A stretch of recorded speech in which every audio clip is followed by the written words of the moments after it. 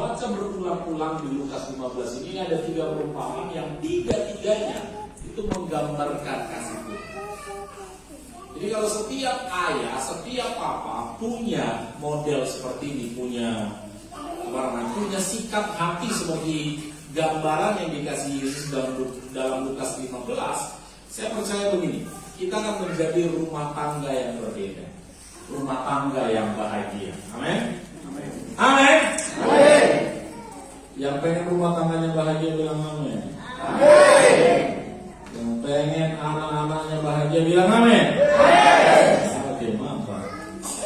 Cuma kadang-kadang pengennya doang, tapi mempraktekkannya itu yang susah ya. Jadi karena gini, jarang ya sama-sama bahagia. Saya ulang sekali, jarang semua bisa sama-sama bahagia. Jadi kalau ada contoh, ada suami, istri, kemudian ada anak, minimal salah satu akan dikorbankan. Ya, saya kebetulan orang tua yang senang kalau ngumpul-ngumpul sama teman itu ngobrol-ngobrol. Jadi kalau saya kesenangannya itu, jadi kalau saya pengen ngobrol-ngobrol sama orang, saya ajak anak saya, dia tentu menderita dan bahagia. Kalau membuat mereka bahagia, kami akan pergi ke mana sih? Ke TSM, ke Time Zone. Gitu. Mereka bahagia, saya menderita karena mereka kemarin di TSM itu main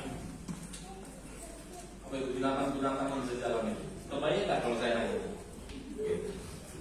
Jadi bagi saya itu memalukan, bagi mereka itu kebahagiaan. Jadi manusia mau bahagia, Yesus pun harus berkorban. Jadi kalau kita kepengen jadi kebahagiaan dalam rumah tangga, harus ada yang dikorbankan. Siapa yang harus berkorban? Siapa yang harus berkorban? Lainnya. Siapa yang harus berkorban? Bapaknya. Nah kita lihat di Alkitab benar nggak, gitu ya? Nah, perumpamaan yang pertama itu di dalam Lukas 15 itu perumpamaan tentang domba yang hilang. Semua tahu cerita ini? Tahu. Ya. Ada 100 ekor domba, yang satu hilang. Kalau kalian jadi bapak, kalian punya peternakan, kamu punya 100 ekor domba, satu hilang. Apa yang kau lakukan?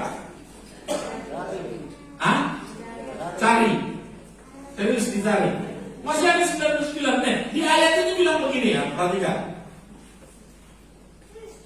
Siapakah di antara kamu yang mempunyai 100 ekor domba, dan jikalau ia kehilangan seekor di antaranya, tidak meninggalkan yang 99 ekor di padang gurun, dan pergi mencari yang sesat itu sampai ia menemukannya. Dan kalau ia menemukannya, yang meletakkannya di bahunya dengan gembira, dan setibanya di rumah, ia akan memanggil sahabat-sahabatnya dan tangan-tangannya serta berkata kepada mereka, bersukacitalah bersama-sama dengan aku, sebab dombaku yang hilang itu telah kutemukan. Jadi sifat seorang bapak itu, kalau menurut Lukas 15 ini, dibayangkan ya, kalian punya 100 ekor domba katanya, satu hilang, kemudian 99 diapain? Ditinggalkan. Di mana? Bukan di kandang, di mana? Padang gurun. Ada yang mau? Ada 99 lagi yang kalian tinggalkan demi satu yang sesat, bukan satu yang baik. Kamu punya anak 5, ada satu yang bandel sekali, narkoba, sekolah pun enggak, apa pun enggak. Kemudian dia lari dari rumah, kalian bilang apa? Kalau lari dari rumah, kalian bilang apa? Syukur.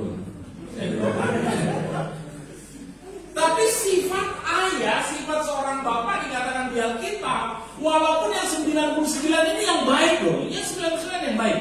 Yang bandel itu karena dikatakan ada satu ekor yang sesat. Sama-sama bilang sama-sama sesat. Awalnya sesat, nggak tahu jalannya. Domba itu biasanya di mana gembalanya depan dia akan mengikuti. Kira-kira kenapa domba itu tersesat? Nggak mau ikut gembala, nggak mau ikut perintah Bapak. Kalau ada di sini siswa sekolah misi, ada satu yang tersesat dan pergi, dicari nggak? Kalau yang baik yang hilang kita cari. Tapi kalau yang bandel nggak bisa dibilangin, yang kalau dia ada semua hilang. Telur hilang, ayam hilang, ikan hilang, semua hilang. Yang gitu-gitu kalau terhilang kita bilang apa? Puji Tuhan. But it's not the Father's heart. Itu bukan bukan hati Bapa. Yesus meninggalkan yang baik dan cari yang sesat. Karena Yesus mikirnya gini, yang baik itu tahu dia bagaimana, tapi yang sesat itu bisa mati. Jadi kalian yang sombong-sombong itu, yang bandel-bandel, tapi masih dicari, jangan sombong. Bukan karena kau dibutuhkan. Jadi jangan lagi ada siswa yang asal lari dicatat, berarti penting kali. Bukan. Kita hanya takut kau binasa itu doang. Allah, karena kita begitu cinta kepadamu dan anakmu. Kalau ini kan para siswa, beberapa kali yang gila-gila kita cari. Waktu kita give up, saya bilang, angkat oleh orang tua. Kita hantam. Cuma ada beberapa yang nggak mau dihantam, hilang gitu ya. Tapi apakah kita cari, kita pastikan. Ya kalian ditanyain kan, udah nyampe belum mereka? Udah nyampe belum? Setelah nyampe orang tuanya, puji. Ada berarti seperti bukan. Dan kalian yang baik-baik jangan merasa yang bandel-bandel itu dicari-cari, ada yang nyari sampai tengah malam, kan ada gitu. Kok kami nggak diperhatikan gitu ya? Bukan karena kita lebih kasih kita lebih banyak ke mereka, bukan. Karena kita ngerti dia yang baik-baik udah ngerti cara hidup. Yang bandel ini kalau tersesat bisa apa? Jadi Bapak Ibu, khususnya Bapak-Bapak, kalau kau ketemu sama yang bandel-bandel yang sesat, tapi ada ibu-ibu sini bilang begini, Pak, masalahnya suamiku yang sesat. Itu nggak tahu lagi kalau begitu. Karena yang saya sedang bicarakan ini adalah suami yang mengerti kebenaran. Amin. Kalau ada di sini suami yang nggak mengerti kebenaran, silakan keluar. Tapi semua ngerti kebenaran. Haleluya. Jadi gini, sifat seorang bapak, sifat seorang ayah adalah kalau ada yang nggak beres di antara anak-anaknya, dia akan beres. Dia akan tanggung jawab. Yang tersesat itu dombanya, tapi si gembala yang pergi nyari. Karena bagi si gembala, bagi hati ayah, hati bapak itu, semua yang tersesat harus diselamatkan. At any cost. Berapapun harganya. Coba bayangkan resiko yang dilakukan sang gembala meninggalkan yang 9. Mengorbankan yang lebih besar demi satu yang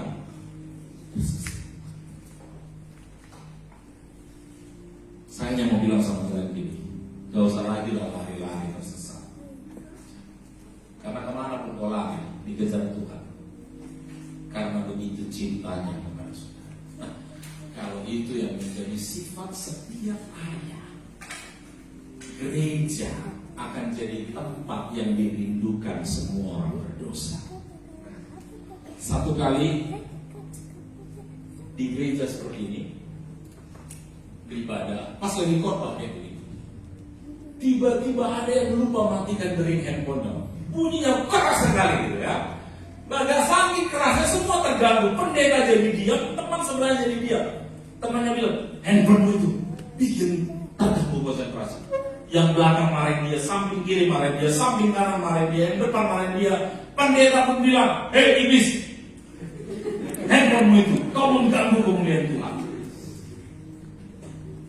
Pulang gereja, orang bukan nyalain dia, handphonemu itu, kamu gak ngerti di rumah Tuhan. Akhirnya dia kecewa dan dia bilang, aduh, saya cuma karena dia semua orang menghakimi saya. Sambil stresnya dia malah pergi dia ke bar. Minum, kira-kira minum apa? Gak mungkin minum Coca-Cola atau jus jeruk. Kalian yang pernah ke bar, emang ada jus jeruk di sini? Ada? Hah? Gak ada kan? Tahu kalian kan? Jadi dia pesan alkohol, mejanya dia mulai minum untuk menghilangkan stresnya karena dia orang. Nah kemudian tiba-tiba ada orang lewat lagi bawa sesuatu, pernah bawa minuman di atasnya. Kemudian dia karena sudah agak-agak sudah mau mabuk, tangannya dia gini kan, tiba-tiba tumpah minumannya. Tumpah, ada gelasnya yang jatuh, sampai pecah, kemudian ada yang